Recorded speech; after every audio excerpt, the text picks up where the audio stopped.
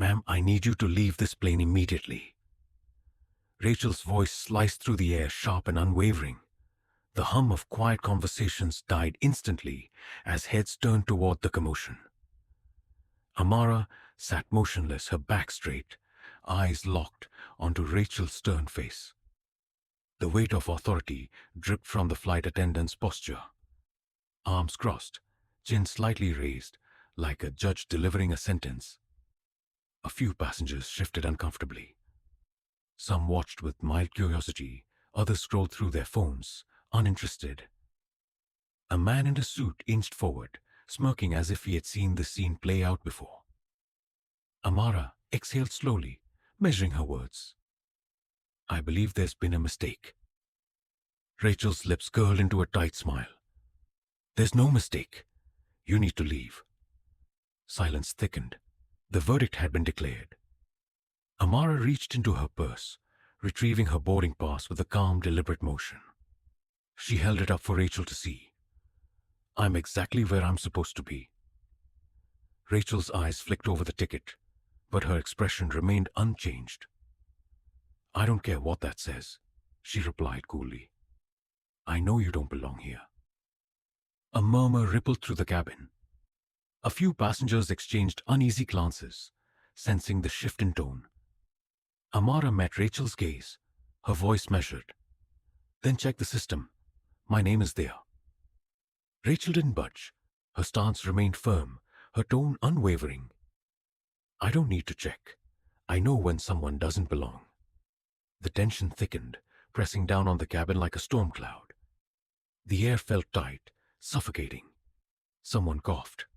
Someone else whispered, unbelievable. But no one stepped in. The weight of 100 silent judgments bore down on Amara. A businessman in a crisp suit chuckled under his breath. Typical. A young couple, a few rows ahead, avoided eye contact, their discomfort visible, but they said nothing. Amara had been here before. This feeling of being put on trial, of her existence questioned as if she were an intruder in her own life. But the sting never dulled. Rachel stood over her like a warden, waiting. Amara's fingers tightened around the armrest. She wasn't going to beg. Not today. Not ever. Rachel lifted a hand, signaling toward the front of the cabin. Security. A uniformed officer appeared within seconds. His presence a silent confirmation that this was no misunderstanding. The man stood firm, his gaze unreadable. Ma'am, please come with us. His hand hovered near his belt. A subtle, trained gesture that carried an unspoken warning. Amara inhaled sharply. This was how it always started. A misunderstanding, a refusal to listen. Then security was called, and things unraveled fast. Passengers watched, some reaching for their phones, recording, witnessing, but not intervening. Amara's pulse drummed in her ears. This was the moment where fear should creep in, but instead, something colder settled inside her. Not fear. Control. Amara rose slow and composed, her eyes scanning the cabin. That's when she saw him, the pilot, standing near the cockpit, watching. His expression faltered. His stance stiffened, as if a realization had just slammed into him. Recognition. Rachel hadn't noticed, still convinced she was in control, but Amara had, and so had he. A silent exchange passed between them, unspoken, but unmistakable. Rachel's authority was paper-thin, and the pilot knew it. Amara adjusted her blazer, lifting her chin. She wasn't leaving. Not yet. She turned to Rachel, voice steady. Are you sure you want to do this? For the first time, Rachel hesitated, and the balance of power shifted. Amara Blake traced the worn edges of her grandfather's flight badge, his voice echoing in her memory. They told us we'd never fly, Amara. We proved them wrong. As a Tuskegee Airman, he had battled more than enemy planes. He fought a world that refused to see him as worthy. His stories of defiance ignited something in her, a conviction that the sky wasn't reserved for a privileged few. At 6 years old, she pointed at the sky and declared, I'll fly too. But even then, she understood. Some dreams come heavier, weighed down by history, and hers would be no exception. On Amara's first day in flight school, the instructor hesitated before shaking her hand. "Are you sure you're in the right class?" She had learned to recognize that look. Doubt disguised as curiosity. Even after earning her wings, assumptions followed. Passengers mistook her for the flight attendant. Colleagues dismissed her capabilities, and investors questioned whether she had the grit to run an airline.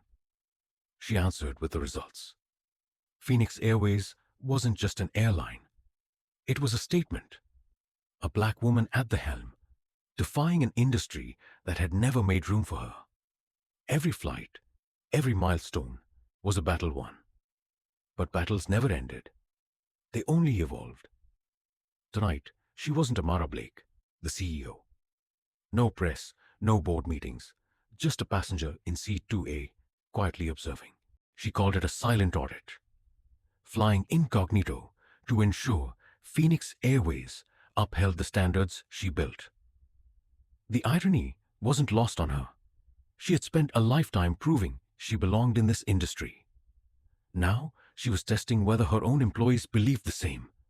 When the flight attendant's voice rang out, sharp, unyielding, Amara barely had time to process it. "Ma'am, I need you to leave this plane immediately." The test had begun, and it wasn't going the way she expected.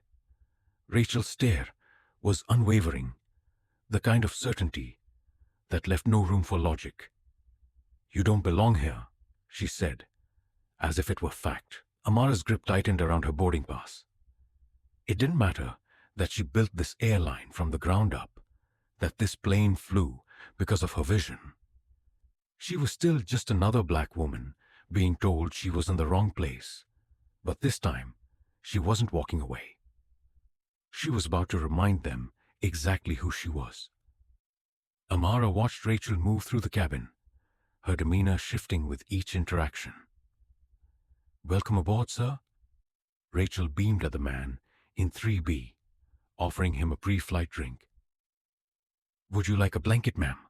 she asked the woman in 4A, voice dripping with warmth. Then Rachel reached Amara. The smile disappeared. No greeting, just a fleeting, dismissive glance before turning away. Amara had seen this before, the subtle, calculated indifference reserved for people like her.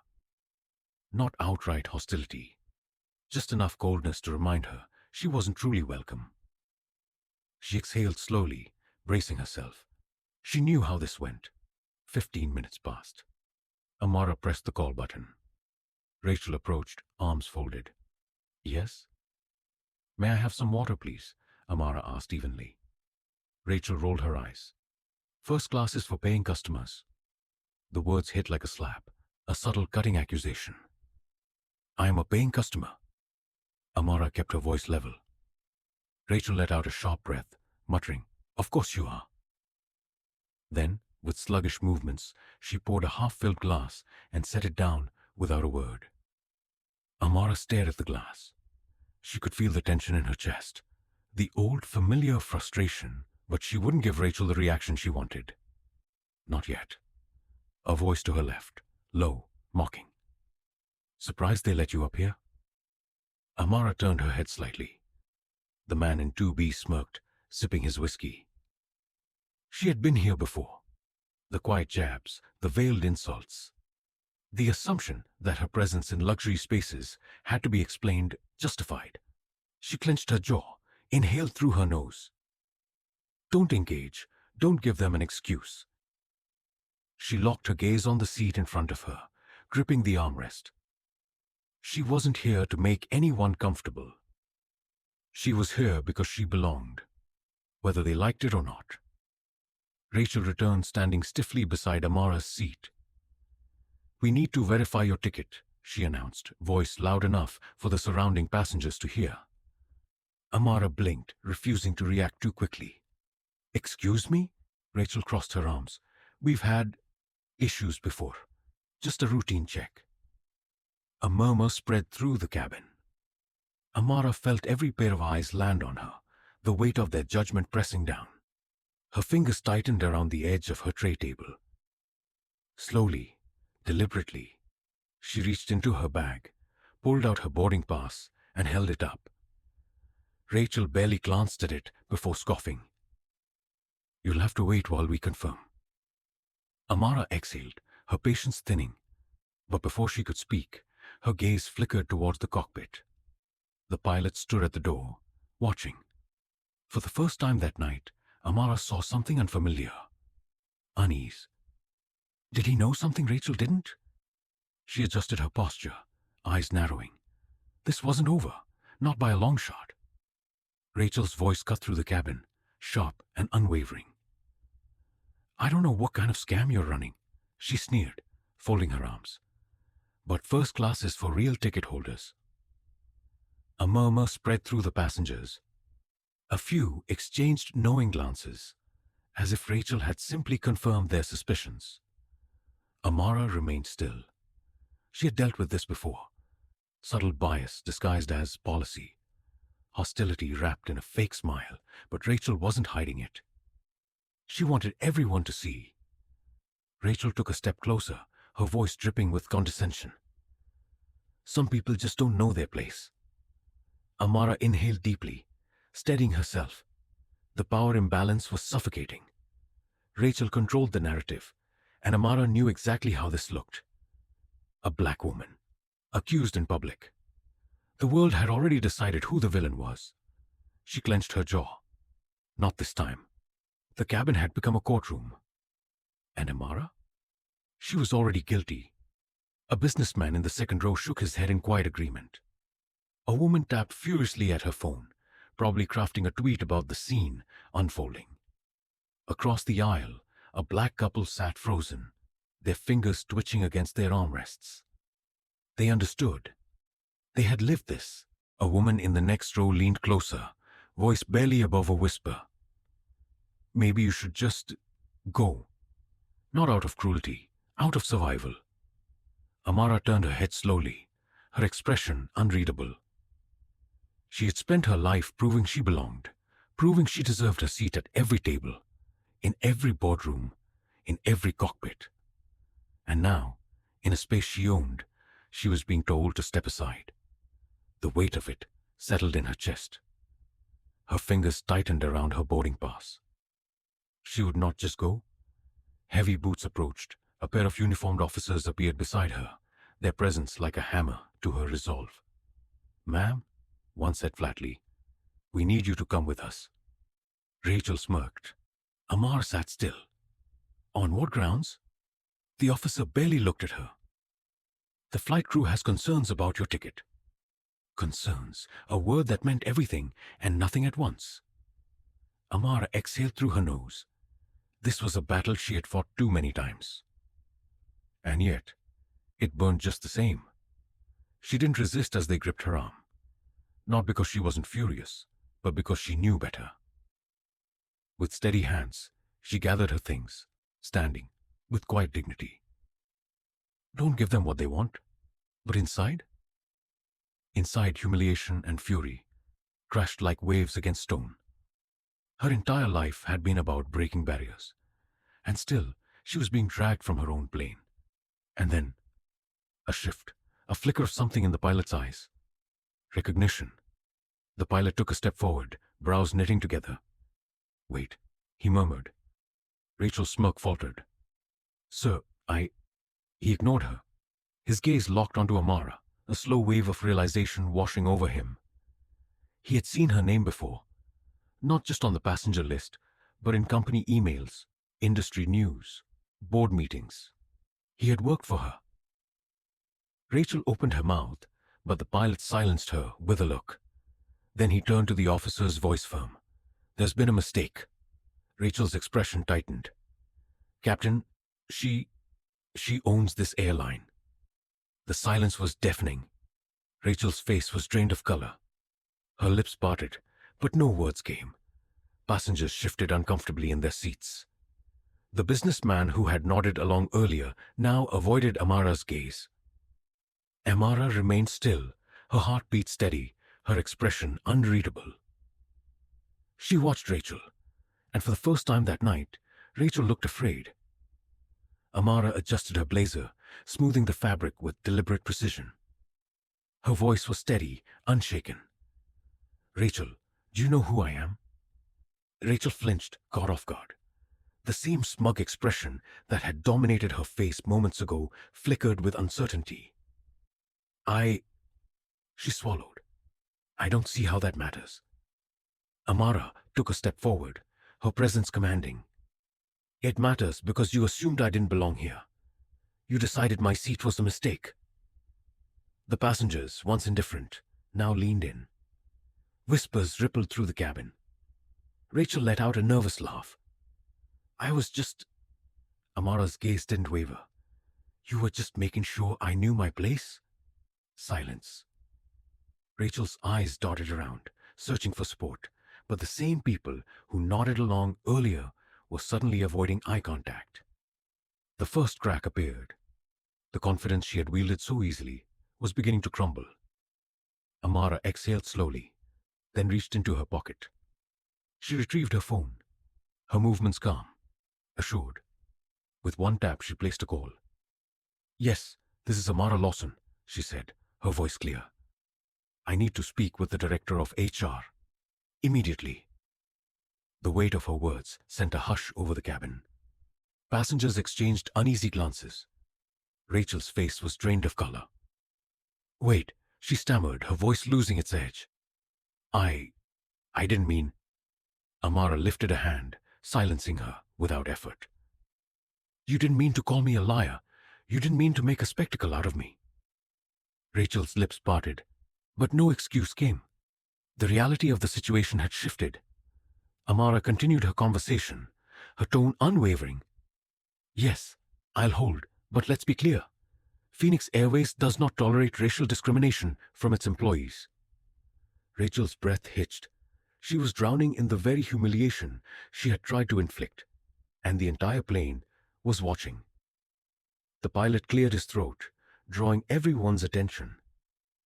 Ladies and gentlemen, he announced, his voice firm. There's been a misunderstanding. Miss Lawson isn't just a passenger. She's the owner of this airline. The reaction was instant. Gasps, shifting seats.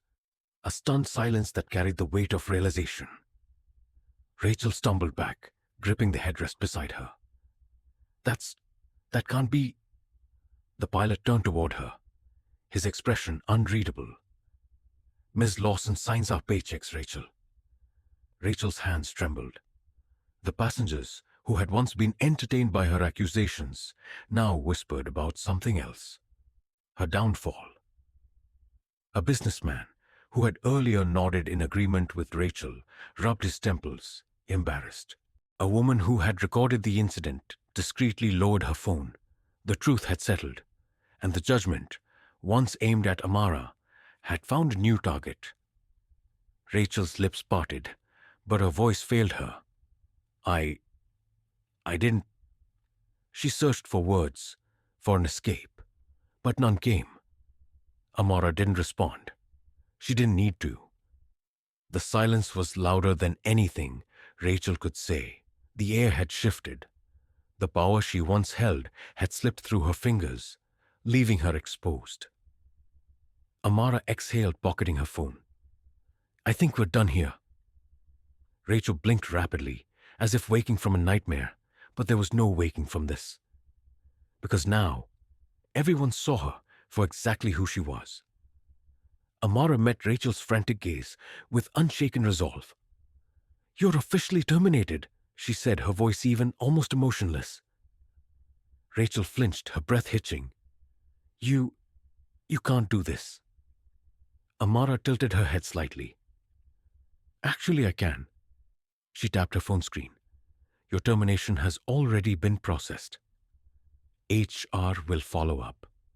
Rachel's lips trembled. This isn't fair. Amara remained unmoved. Fair? She let the word linger. You thought it was fair when you humiliated me in front of these passengers? When you used your position to belittle me? Rachel's confidence crumbled.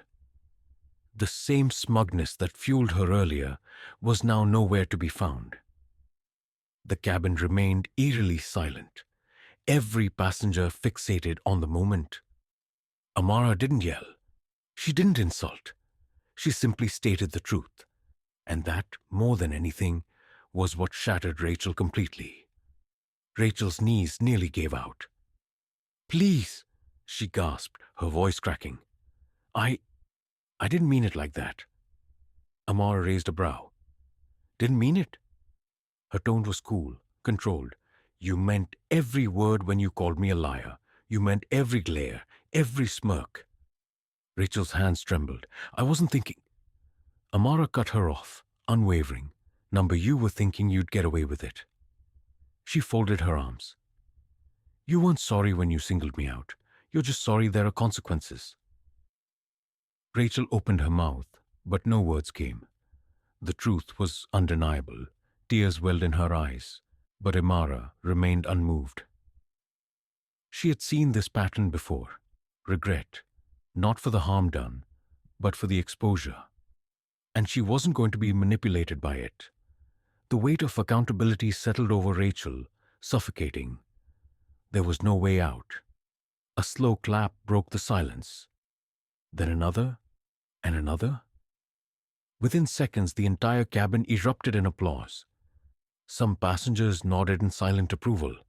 Others exchanged guilty glances. A middle-aged man sighed, shaking his head. "I should have said something earlier." A woman in a business suit stepped forward. "We all should have." Her voice was laced with regret. "We let this happen." Amara's gaze swept over them, but she didn't need their guilt. She had already won. Rachel stood frozen, shame carving deep lines into her face. She had thrived in an environment where silence protected people like her. But today, silence had turned into judgment. No words were needed. Every pair of eyes on her said enough. Rachel had lost more than a job. She had lost the illusion of power. Security arrived. Rachel didn't resist. There was nothing left to fight for. As she was escorted off the plane, passengers whispered, their judgment lingering long after she disappeared. Amara exhaled slowly before settling back into her seat. She wasn't victorious because of applause or validation. She was victorious because, for once, justice wasn't just a concept. It had been real, tangible. She gazed ahead, her expression unreadable. This wasn't just about her. It was about every person who had ever been told they didn't belong. And for the first time, the balance of power had finally shifted. If you were in Amara's shoes, how would you have responded? Would you have stayed silent, hoping someone else would speak up? Or would you have stood your ground, demanding respect? Racism isn't always loud. It thrives in silence. So, tell us, what would you have done? Have you ever witnessed discrimination firsthand? Maybe at work, in school, or even in public. Too often, people look away, afraid to challenge injustice. But your voice matters. Share your experience in the comments, because the more we talk about it, the harder it becomes to ignore. Your story could inspire change. If this story resonated with you, don't let the conversation end here. Like, comment, and subscribe to keep these important discussions going. Together, we can make sure these stories are told, these voices are heard, and these injustices are confronted. Because awareness is the first step toward real change.